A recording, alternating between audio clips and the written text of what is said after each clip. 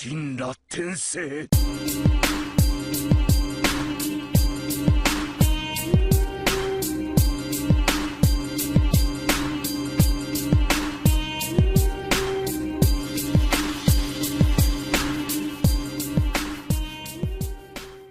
Alright, so Boruto and his classmates are now Genin, which is a huge milestone in the Boruto series and just a huge milestone overall. So I thought it was about time that we have a look at who the top 5 strongest are coming into their new ventures as Genin. I really do think it's about time because, you know, we've seen these characters from the start of Boruto being somewhat weak and unexperienced to now being a lot stronger than what they were, so I definitely think it's about time we see who the top 5 strongest are. Okay, so let's go. So in the number 1 spot, which is probably the most obvious, it has to be Mitsuki. After episodes 36 and 37, it has become even more apparent that Mitsuki is just on an entirely different level from Boruto and the others. Like, seriously, he is just miles ahead. Like, there's Mitsuki and then below him are the others. Seriously, he's just on top. For example, he was the only student to go 1v1 against a teacher in the latest episodes. He actually won against Shino, which is actually just insane. Like, just think about that. The student beat the teacher and he wrecked him 1v1. He's the only student to do that, and you have to give him props for that. Not to mention just that though, just his abilities overall. He's just so powerful for his age. Even when he was first introduced, it was obvious that Mitsuki was strong, as we saw like how proficient he was in different lightning in different styles such as lightning release and wind release. You know, he has his snake thunder technique and his gale force technique. I don't really remember the name off the top of my head. On top of all this, it is known that Mitsuki has the infamous Sage Mode, which many of us Naruto veterans know is extremely awesome and extremely strong, and it just essentially boosts the user's strength many times over, which we obviously saw in Shippuden with multiple characters such as Jiraiya, Naruto, Kabuto, Madara, Hashirama, etc.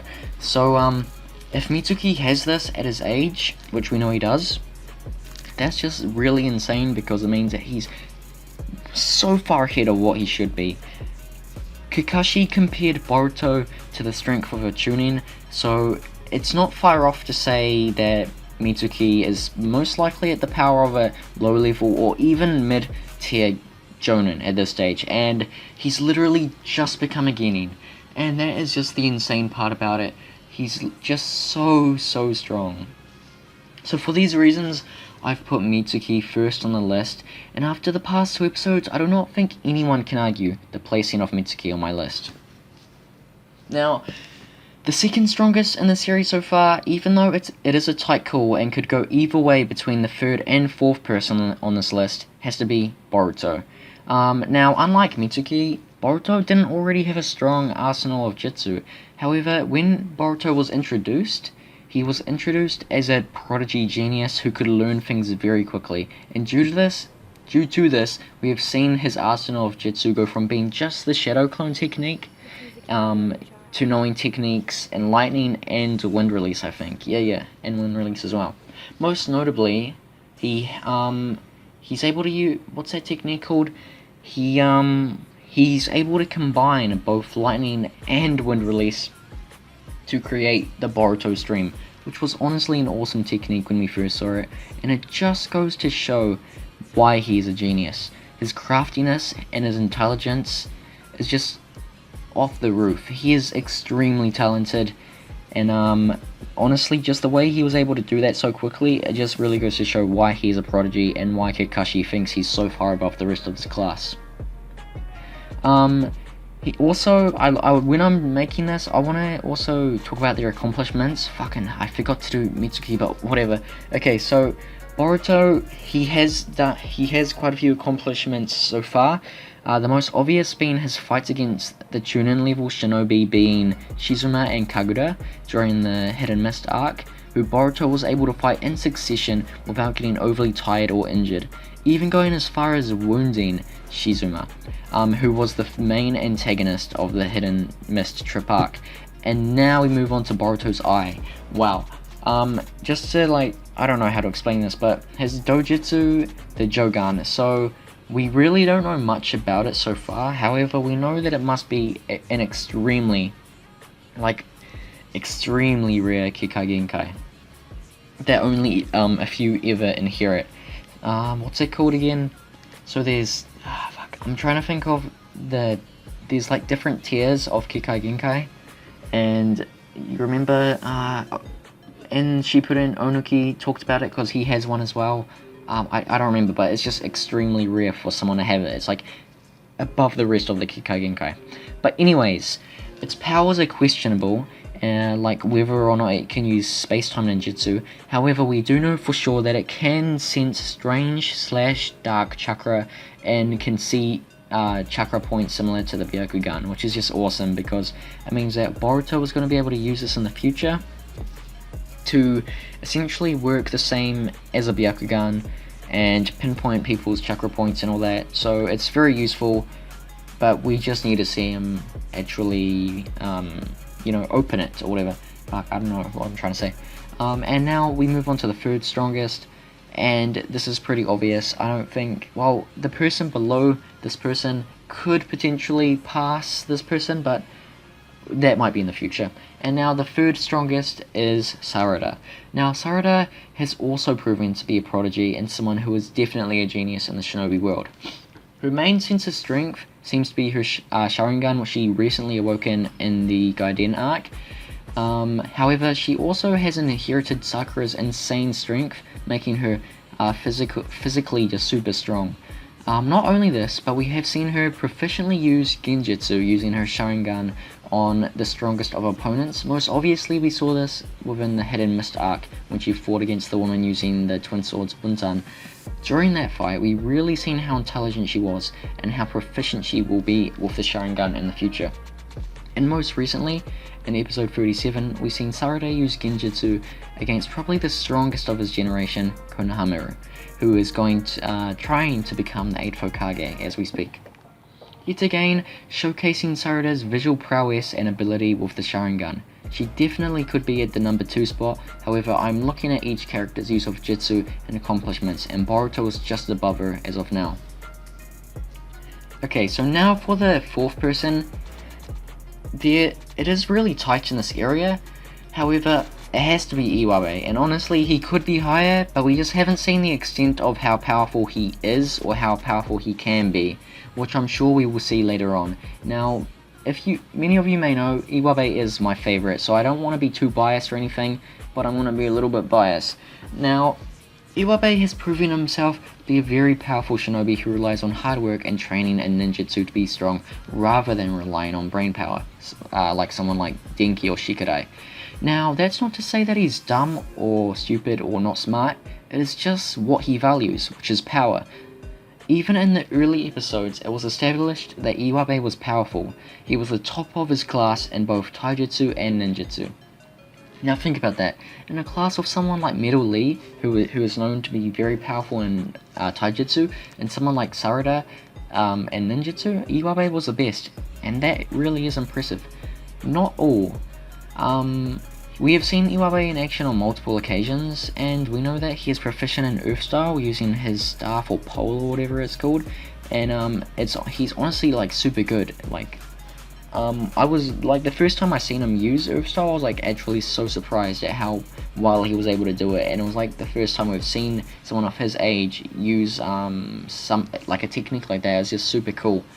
Now the biggest accomplishment for Iwabe, however, was also in the Hidden Mist arc, and I just want to say this, guys, if you think Iwabe is filler or something not an important character, just look at the Hidden Mist arc, because everyone who is slightly important or a main character type of a deal had a fight, and so that includes Iwabe. Otherwise they wouldn't have given him that fight against what's his name, Ichirota, I think his name was, the guy with that sword anyways, with the explosive sword, anyways, yeah, okay, so this is exactly what I'm talking about. When he fought against this guy named Ichirota, the member who used the explosive tag sword Shibuki, I think it was, anyways, what I'm trying to say is, Iwabe handled this guy with such ease. I mean, they just clashed, and then instantly, Iwabe pulled out his sword and finished him instantly. And that just really goes to show how strong he is, and how much potential he has, and just how much we don't know about his character, because he was able to instantly, within the span of 10 seconds, take out this character who was using a very dangerous sword. However, it took Sarada and Boruto at least, well, what I'm trying to say is far longer than that, okay? And Iwabe, even though he got a little bit destroyed by at the end, after Ichirota decided to just self-destruct, that victory was definitely Iwabe's. And that is why I've put him 4th on the list, because to be honest, we're just unsure of his power and how strong he really is. And just behind Iwabe, what am I trying to say? Just behind Iwabe, I'm gonna have to put, even though this is really close between this person and Sumire, it's gonna have to be Metal Lee. So Metal Lee has been showcased as a character with a lot of potential. Like, I would venture to say that he is potentially already stronger than his father was when he first became a Genin. And this isn't unsupported either. Just look at episode 3 and you'll see his insane use of taijutsu and his insane strength. Also on episode 3, we saw what looked to be the opening of the gates within Lee, which was strong enough to break Shikadai's shadow paralysis jutsu. Metal is definitely going to be one of the strongest characters within the forthcoming future and episodes. Okay, so since we're past the top 5, I'm essentially just going to say who's below Metal and go from there. Okay, so in the 6th spot would have to be Sumire, because she is super strong. However, I did not put her higher on this list because she has not showcased her skill in at least like 20 episodes, whereas someone like Iwabe has been showcasing his strength regularly and has proved himself to be very strong. Same with Metal, he's just stronger in general, I think and feel. And now in 7th place, I've put Inojin, just because he's shown to be a lot more craftier, and he has a more, how do I explain this? More adaptable jutsu in comparison to his teammates Chocho and Shikadai. But that brings me to number 8, who would be Chocho, because of her strength and her ability, the super expansion jutsu. And for the number 9th spot, I've put Wasabi, just because in the latest episode we saw her strength, and she is pretty strong by the looks of it. That is an awesome power. And in number 10, only because he isn't weak, he's definitely a genius and prodigy, Shikadai. However, his ability and how we've seen him use it so far hasn't been as top as it should be. And now in the 11th spot, I have put Denki, and now this is actually quite good for him, and we've seen him come a long way, so I put Denki at the 11th spot. Anyways guys, I'm losing my voice and I can't handle it, so thank you guys for watching, hope you enjoyed, and I'll see you guys later.